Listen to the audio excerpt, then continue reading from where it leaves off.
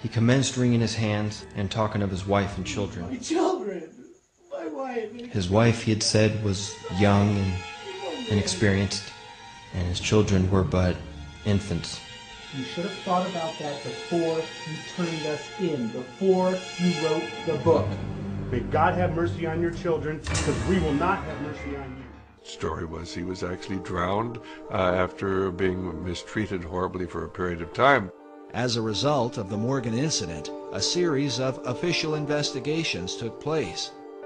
In 1829, a New York State Senate committee published its findings on Masonry, stating that its members were found in almost every place where power is of any importance.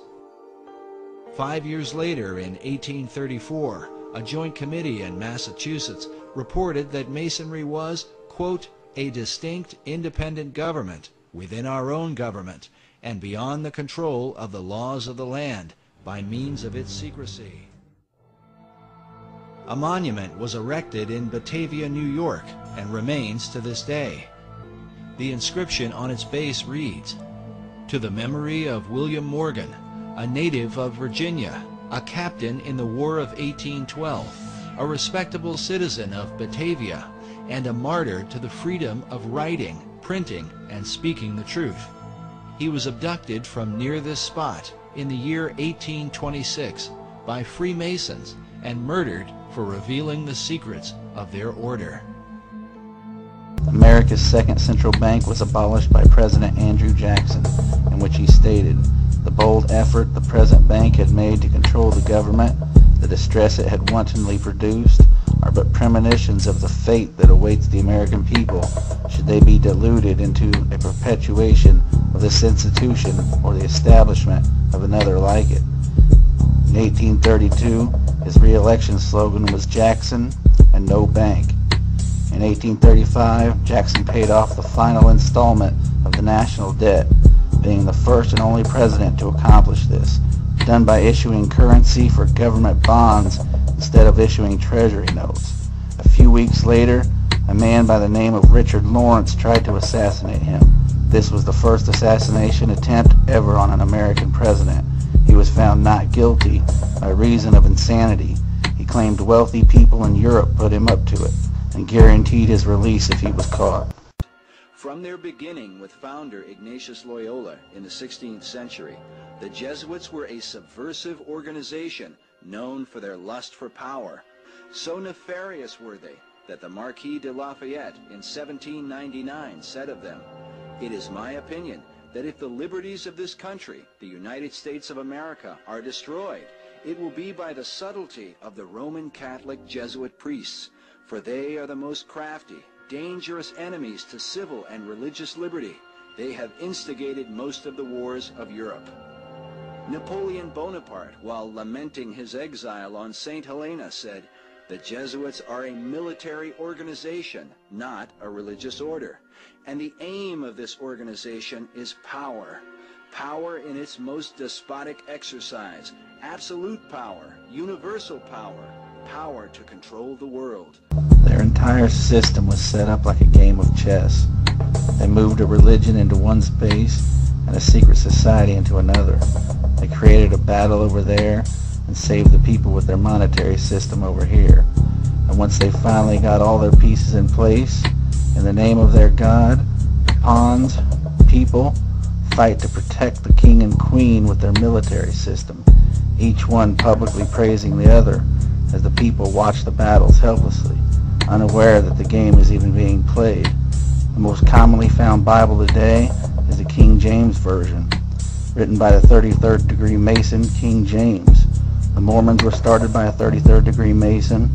Jehovah's Witnesses were started by a 33rd degree Mason, etc., etc.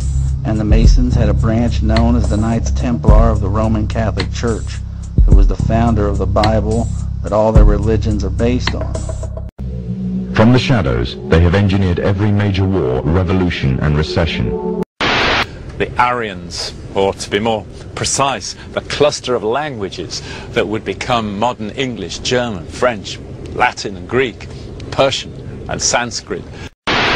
They control everything you read, everything you hear, and everything you see. The Templar later became the Knights of Malta, and they set up what people now refer to as the CIA, the father of which was General William Joseph Donovan, and the so-called mother was James Jesus Angelton.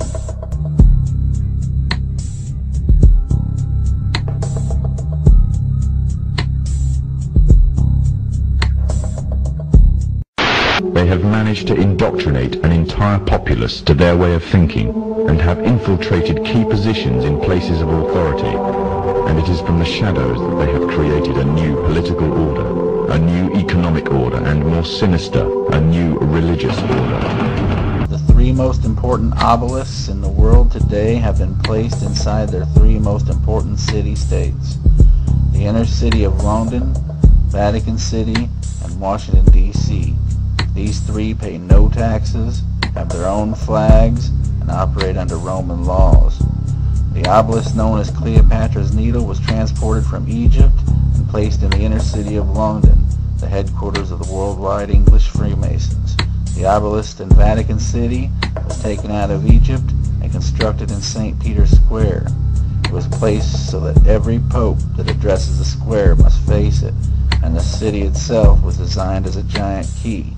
The Star of Athena was placed at the end, the goddess of war, and the third, the Washington Monument, dedicated by the Freemasons Grand Lodge of the District of Columbia in honor of our first Masonic president, George Washington.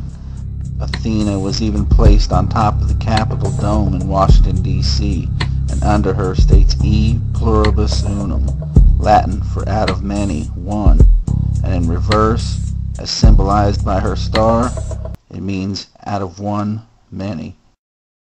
There is nothing wrong with your television. Do not attempt to adjust the picture. We are now controlling the transmission. We control the horizontal and the vertical. We can deluge you with 1,000 channels or expand one single image to crystal clarity and beyond. We can shape your vision to anything our imagination can conceive. It looks like it might have been an explosion of cloud. The white say.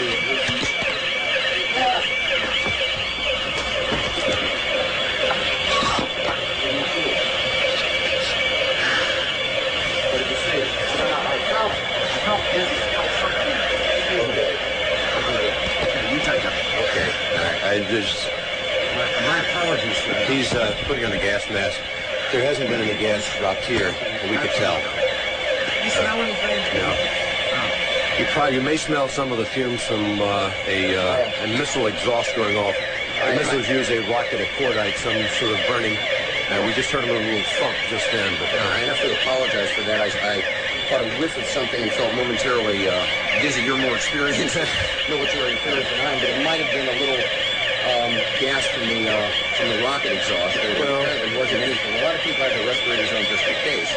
And again, one thing we have to point out, just so people won't fake. Je suis un journaliste américain. This is a Scud. You can tell it by its distinctive label. Now, when the missile is launched, the first thing you look for is the plume sticking out behind it. Now, when you detect this, you can tell it's been launched. Thank you.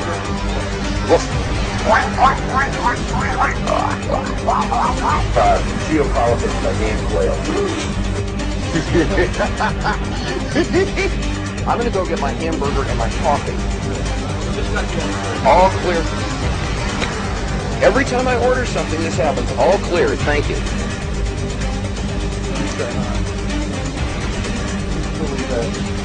Oh, I love this country so much.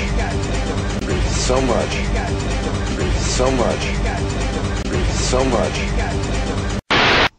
We are at the end of the age of the fish. And by knowing when the flood was going to occur, the ancestors of the people who are in charge of our lives today were able to prepare for survival. Today, most people refer to one of the most ancient ancestors of this bloodline as God. Since the ending of the age of the bull, they have controlled almost everything your ancestors were allowed to know and think. This concept of controlling your thoughts through the mainstream media is nothing new. That is why the horns of the bull is their hand sign. It has nothing to do with their make-believe Satan. The sign people think of as the horns of Satan is thousands of years old. It is the sign of Enlil, Zeus, the god of the Bible. The descendants of Zeus and their insider followers have used this symbol ever since they survived the Great Flood in the age of the bull, and it is more than just the representation of the horns of an animal.